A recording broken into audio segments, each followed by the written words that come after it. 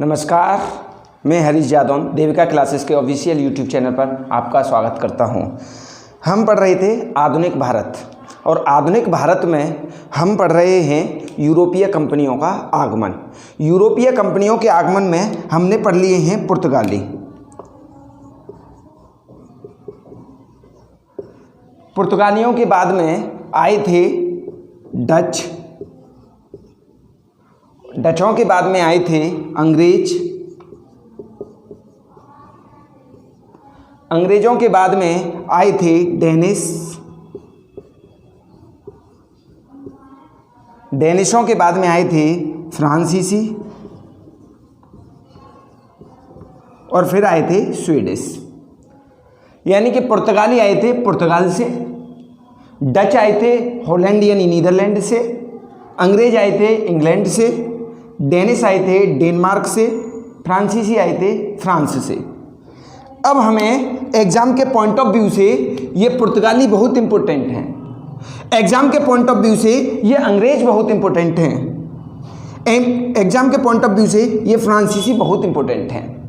यानी कि एग्ज़ाम में जो क्वेश्चंस बनते हैं पुर्तगाली, अंग्रेज और फ्रांसीसियों से बनते हैं। ये जो डच हैं और डेनिश हैं इनसे क्वेश्चंस बनते हैं लेकिन कम बनते हैं, यानी इनका जो रेशियो होता है वो कम होता है अपेक्षाकृत इनके, लेकिन हमें पढ़ने हैं ये। तो आज का हमारा जो टॉपिक होगा वो डचों पर ही होगा,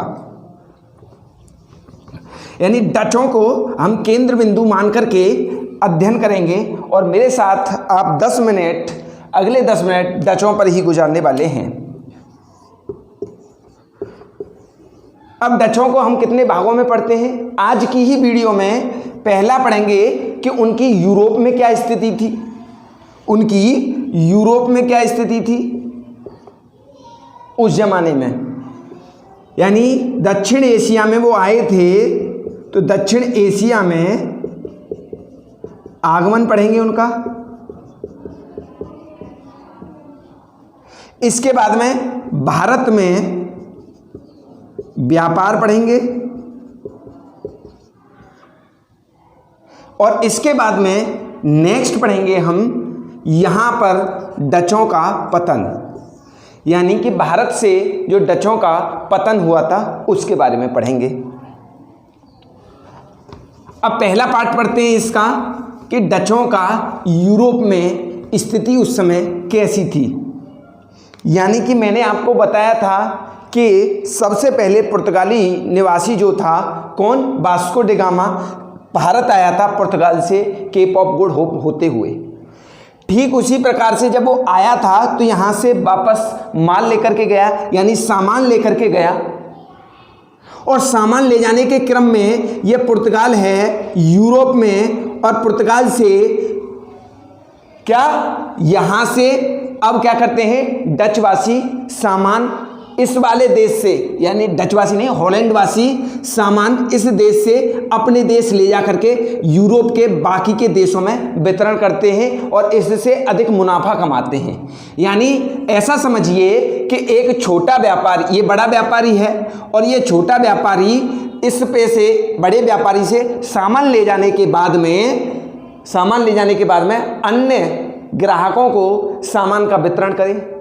इससे यह इसकी आर्थिक स्थिति यानी डच हॉलैंड वासियों की आर्थिक स्थिति काफ़ी मजबूत हो गई। ये था इसका पहला पार्ट। अब पहले पार्ट में ही हम पढ़ेंगे तो इन्होंने सोचा, यानी छोटे व्यापारी ने सोचा, ये हॉलैंड है, डच यहाँ पर नीदरलैंड के निवासी हैं डच, इन्होंने सोचा क्यों हम इस पुर्तगाल को फ़ायदा दें, हम डायरेक्ट ही इंडिया से सामान लेकर के आते हैं और सामान को लाने के बाद में यूरोप के अनेक छोटे छोटे देशों में बेचते हैं। ठीक, इतनी बात आपको समझ में आ गई होगी। अब इसके बाद में ये थी यूरोप की स्थिति। इसमें यहाँ से डच से एक व्यक्ति चलता है, उसका नाम है कार्नेलिस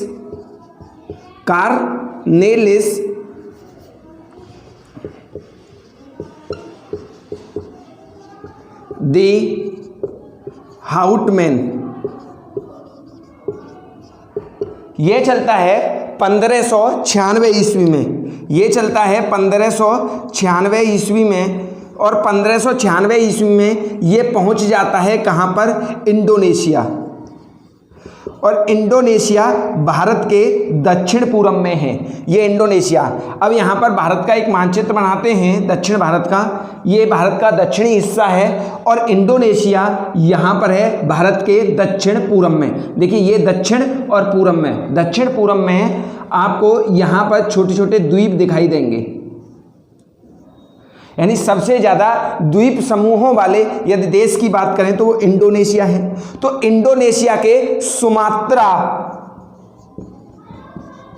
सुमात्रा पर कौन पहुंचता है, 1596 में, यानी 1596 में कार्नेलिस डी हाउटमैन। ठीक, कार्नेलिस डी हाउटमैन अब एशिया में प्रवेश कर चुका है और यहीं से वो भारत के हिस्सों में आएगा, यानी भारत में प्रवेश करेगा। इसी क्रम में वह भारत में प्रवेश करता है और अपनी एक कंपनी की स्थापना कर देता है। उस कंपनी का नाम है वारंगदे। यहाँ पे देखिए अब डचवासी भारत में प्रवेश करने लगे और डचवासी भारत में प्रवेश करने के बाद में 1602 ईस्वी में, देखिए डचवासी जो आ रहे हैं वो पहले आ रहे हैं, लेकिन अंग्रेजों से पहले आ रहे हैं भारत में और स्थापना अपनी कंपनी की कब कर दी, 1602 में, अंग्रेजों के ठीक बाद में। 1602 में वारंगदे द ओस्टो इंडीज कंपनी, हमने इसके दो पार्टों को पढ़ लिया। कैसे कैसे हमने पहला पढ़ा कि यूरोप में क्या स्थिति थी, दूसरा हमने पढ़ा कि भारत में किस प्रकार से उन्होंने प्रवेश किया था।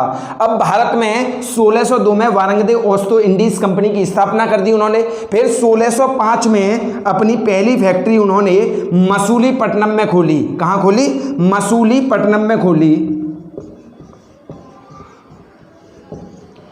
भारत में अपनी पहली फैक्ट्री उन्होंने कहाँ खोली, मसूलीपट्टनम में खोली 1605 में। और बाद में कालांतर में इन्होंने नागपट्टनम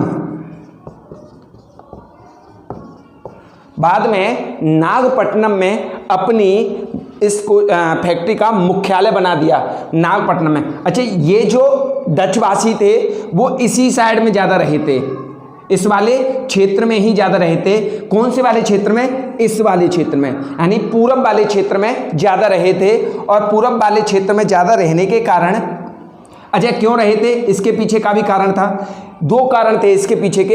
एक तो उनका जो मुख्य केंद्र था उनके रहने का, उनके व्यापार का मुख्य केंद्र था वो इंडोनेशिया था। दूसरा कारण ये था, मैंने इससे पहले वाली वीडियो में बताया था कि ये गोवा है और गोवा पर किसका आधिपत्य हो गया था, पुर्तगालियों का आधिपत्य हो गया था। तो गोवा पर पुर्तगालियों का आधिपत्य हो गया तो यह पूर्व तक ही सीमित रहे। लेकिन इनकी एक फैक्ट्री जो थी वो कोचीन में हुई, इन्होंने खोली। ये इस वाली फैक्ट्री से मसाले की आपूर्ति किया करते थे। मसाले की आपूर्ति कोचीन से और इंडोनेशिया से करते थे। और हम वीडियो के तीसरे पार्ट पर आते हैं कि भारत में उन्होंने व्यापार किया था कौन सा, कपास का। यानी सबसे पहले यदि कपड़ों का निर्यात करना यदि किसी ने शुरू किया था तो वो हॉलैंड वासी ही थे, यानी डच थे। कपड़ों का निर्यात करना एक तरीके से ये कह लीजिए कि कपड़ों का निर्यात करना भारत को सिखाया था किसने, डचवासियों को। अब डचवासी क्या काम कर रहे हैं, इस पूरब वाले क्षेत्र में यानी बंगाल और उड़ीसा और तमिलनाडु वाले क्षेत्र में अपनी फैक्ट्रियां स्थापित करते जा रहे हैं। छोटा सा टॉपिक है, इसमें से ही एग्जाम में आते हैं। ये सभी एग्जाम पीसीएस प्री के, ये सभी क्वेश्चंस जो मैं करा रहा हूं आपको पीसीएस प्री तक के लिए सफिशिएंट हैं। अच्छा, इसके बाद में नेक्स्ट है कि उनका पतन कैसे हुआ। पतन कैसे हुआ यानी कि डचों का भारत से पतन कैसे हुआ, इसको हम पढ़ेंगे। भारत से पतन के इसके दो कारण हैं। कौन कौन से दो कारण हैं? पहला कारण ये है कि अंग्रेजों की नौसैनिक शक्ति की तुलना में, क्या कहा है मैंने, दोबारा से रिपीट करेंगे, अंग्रेजों की नौसैनिक शक्ति की तुलना में डचों की नौसैनिक शक्ति काफ़ी कमज़ोर थी।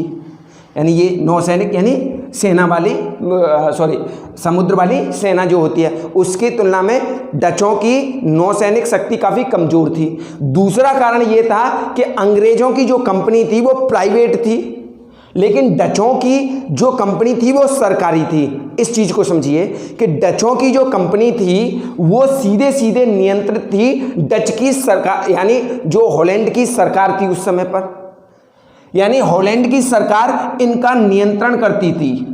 ये उनकी मर्जी के बिना अपना विस्तार नहीं कर सकते थे। ये उनके पतन के प्रमुख कारणों में से एक है। लास्ट में बैटल ऑफ बेदरा से इनका, यानी बैटल ऑफ बेदरा मतलब बेदरा के युद्ध से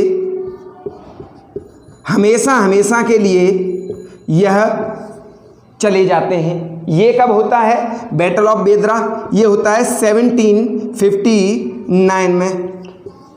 1759 में बेदरा का युद्ध होता है और बेदरा के युद्ध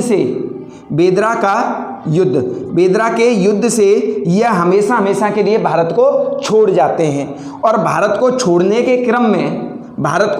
क्रम में फिर ये कभी नहीं आते। अच्छा, बेदरा का युद्ध हुआ किसके बीच में था? अंग्रेज और डचों के बीच में हुआ था। और इसमें विजयी कौन हुए? जाहिर सी बात है अंग्रेज हुए। डचों को छोड़ना पड़ा था हमेशा के लिए। डचों ने भारत छोड़ा था, न कि इंडोनेशिया छोड़ा था। ये आज का टॉपिक हमारा समाप्त होता है। आपके लिए एक क्वेश्चन मैं देता हूँ, आप कमेंट बॉक्स में मुझे उस क्वेश्चन का उत्तर देना कि उसका क्वेश्चन का उत्तर क्या होगा। पहला ही क्वेश्चन है, वास्को डी गामा भारत के कौन से तट पर सबसे पहले पहुंचा था? आया हुआ क्वेश्चन है ये एग्जाम में। वास्को डी गामा भारत के कौन से तट पर सबसे पहले पहुंचा था? ऑप्शन भी हैं इसके, 4 ऑप्शन दूंगा मैं इसके। 4 ऑप्शन है। पहला है उत्तरी सरकार, दूसरा है मसूलीपट्टनम,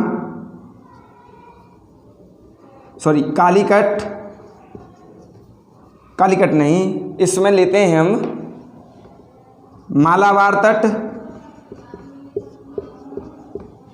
तीसरा लेते हैं हम कोरोमंडल तट, और चौथा लेते हैं हम इसमें से कोंकण तट। इसका उत्तर आप हमें देंगे कमेंट बॉक्स में। इसका उत्तर, वास्को डी गामा भारत के कौन से तट पर सबसे पहले पहुंचा था? उत्तरी सरकार तट, मालाबार तट, कोरोमंडल तट, कोंकण तट। इसका नेक्स्ट पार्ट अंग्रेज मेरा आएगा। अंग्रेजों ने किस प्रकार से भारत में अपना प्रभुत्व जमाने का प्रयास किया, और प्रयास किया तो वो उसमें किस प्रकार से सफल हुए। धन्यवाद।